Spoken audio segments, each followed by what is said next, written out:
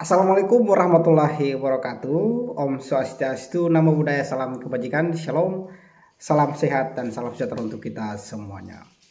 Saya akan sharing tentang beberapa hal mengenai pemilu damai 2024. Pemilu tahun 2024 sangat unik untuk kita lihat, kita membahas karena sangat menarik, banyak isu-isu yang coba untuk dimainkan oleh politisi-politisi yang sekarang ingin menduduki jabatan-jabatan tertentu. Bulan Februari yang kita sudah lewati, sudah Pilpres maupun Pileg, baik itu DPR RI, DPD RI, DPR Provinsi, DPR Kabupaten dan Kota, sudah kita selesai dan sudah ditetapkan oleh MK, bahkan ditetapkan juga oleh KPU, sudah clear, sudah selesai.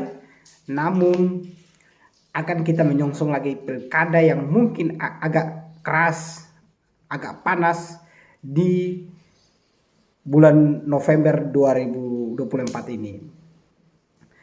Tentunya kita semuanya memberikan apresiasi dan mengucapkan banyak terima kasih kepada lembaga-lembaga yang sudah berpartisipasi sejauh ini, TNI Polri, Bawaslu, KPU yang sudah bekerja keras sehingga terlaksananya pemilu yang aman, damai, meskipun ada pihak-pihak tertentu yang kalah, tidak mau menerima kekalahannya, akhirnya tuntut atau menggoyang isu-isu tertentu begitu. Bahkan sampai Pilpres itu diajukan ke MK, namun MK menetapkan pemenangannya ya seperti yang kita lihatlah. TNI Polri sebagai lembaga pengamanan garda terdepan, tetapi kita juga sebagai masyarakat harus mendukung dan berpartisipasi dalam pemilu damai 2024. Sehingga bukan yang kemarin itu bukan hanya TNI Polri saja, tetapi semua masyarakat dan lembaga-lembaga terkait itu juga ikut berpartisipasi. Nah, yang agak panas, yang agak menarik untuk kita bahas ini adalah pilkada. Sekarang sudah banyak yang mau untuk mencalonkan dirinya, sudah banyak yang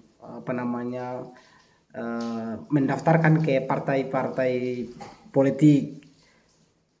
Tapi secara pribadi saya hanya ingin memberikan sebuah gambaran bahwa tentunya tidak ada masyarakat yang menginginkan pemimpinnya itu yang tidak baik. Semua masyarakat sekarang tentunya menginginkan pemimpin yang baik-baik. Saya yakin dan percaya banyak kalau presiden, saya yakin penuh siapapun yang terpilih itu adalah orang-orang yang dimiliki oleh negara Indonesia, ada orang-orang yang mempunyai jiwa nasionalisme, memiliki jiwa kenegaraan yang tidak bisa diragukan lagi. Jadi misalnya kemarin 3 orang itu, kalau siapapun yang terpilih tetap saya jempol, siapapun dia. Tetapi yang agak saya khawatir ini, agak mundur ini adalah Pileg DPR RI, DPD RI, DPRD Kabupaten, Provinsi, dan Kota. Ini saya agak khawatir.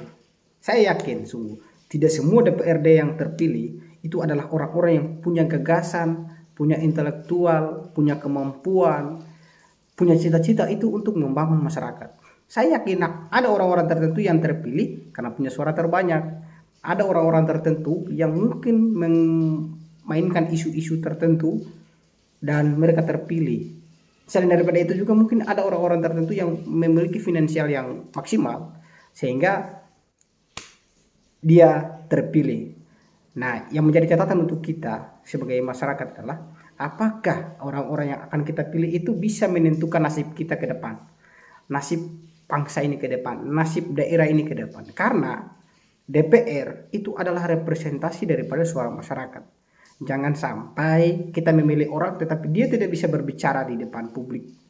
Kita memilih DPR tetapi dia tidak punya relasi terhadap lembaga-lembaga yang lain. dia tidak paham dan dia tidak tahu yang disebut dengan check and balance, keseimbangan dalam sistem pemerintahan yang baik dan benar itu seperti apa. Nah, sehingga yang terjadi apa? Abuse of power, penyalahgunaan kekuasaan. Nah, ini yang sering saya lihat itu banyak DPR di kabupaten dan kota itu tidak tahu fungsinya. Bahkan saya mencoba untuk melihat bahwa oke lah bahwa yang terpilih ini tidak tahu, tetapi dia harus mencoba untuk mencari tahu, dan jangan sampai karena kelalaian atau ketidakmampuannya lalu eh, dia melakukan yang namanya abuse of power tadi, penyalahgunaan kekuasaannya. Kewenangannya yang mana dia buatnya yang lain begitu. Sehingga saya menyarankan, saya menyampaikan kepada kita semua bahwa apapun hasilnya, siapapun yang kita pilih, resiko 5 tahun ke depan kita akan terima. Tidak boleh kita menyalahkan orang itu, atau tidak boleh kita menyalahkan diri kita atau saudara kita, karena ya kita sudah memilih dia begitu. Olehnya itu ini menjadi parameter ukuran kita untuk menentukan pemimpin daerah. Tinggal beberapa bulan ke depan, bulan November, sekitar tanggal 27 kalau tidak salah, itu sudah pemungutan suara. Saya yakin dari sekian banyak yang calon, misalnya 2, 3, 4 atau 5 orang yang calon, saya yakin itu adalah orang-orang terpilih dan orang-orang yang punya kemampuan yang matang.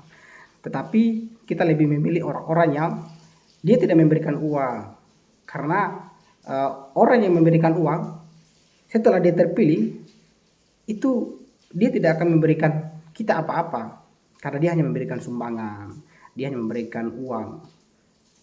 Tetapi dia tidak memberikan kita ide, dia tidak memberikan kita gagasan, ya kan?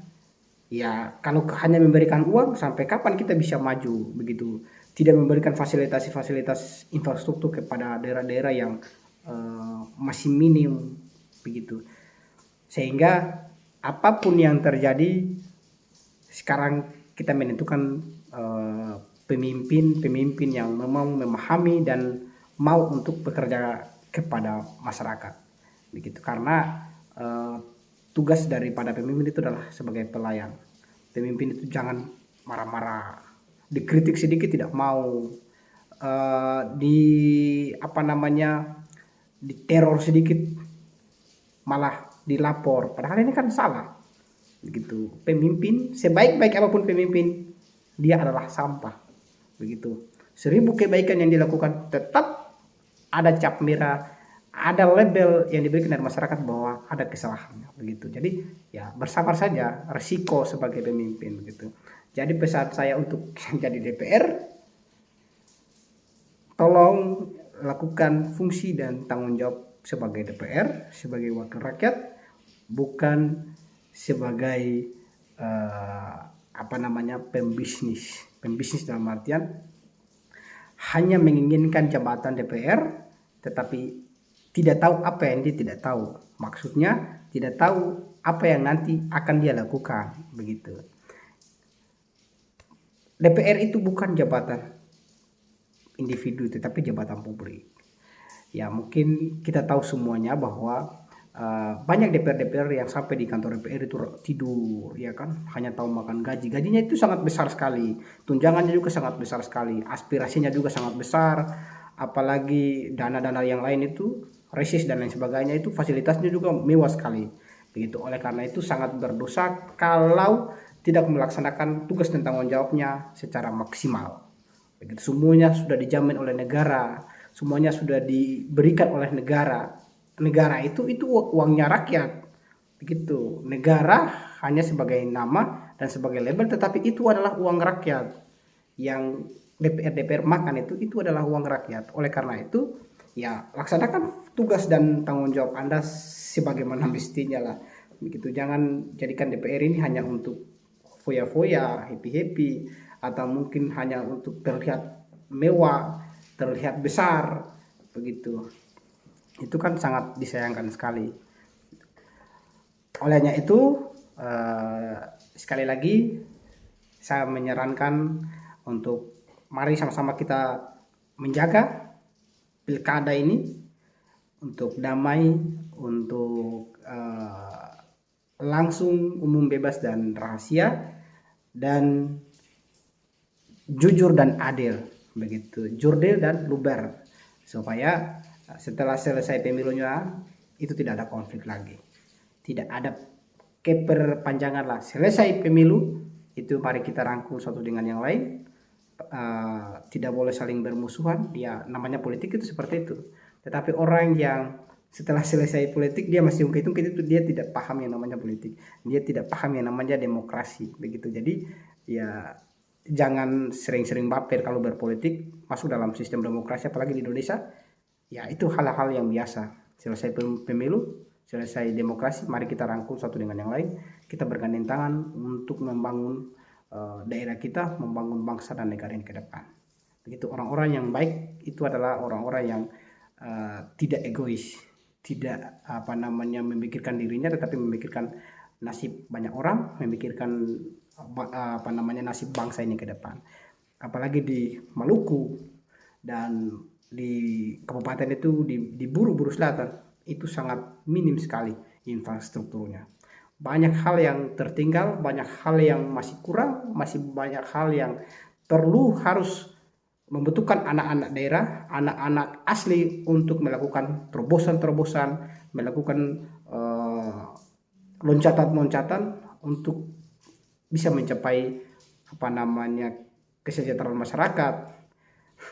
Infrastruktur untuk masyarakat juga harus tersalurkan dengan baik dan bisa mengawal, terutama untuk DPR nih, bisa mengawal pemerintahan.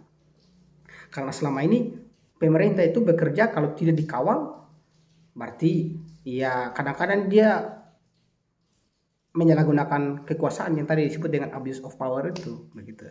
Tetapi kalau DPR mendukung dia, DPR memberikan kritikan-kritikan, mengawasinya, karena fungsi DPR itu juga adalah mengawasi, begitu. Selain daripada membuat undang-undang, dia juga punya fungsi kontrol, begitu.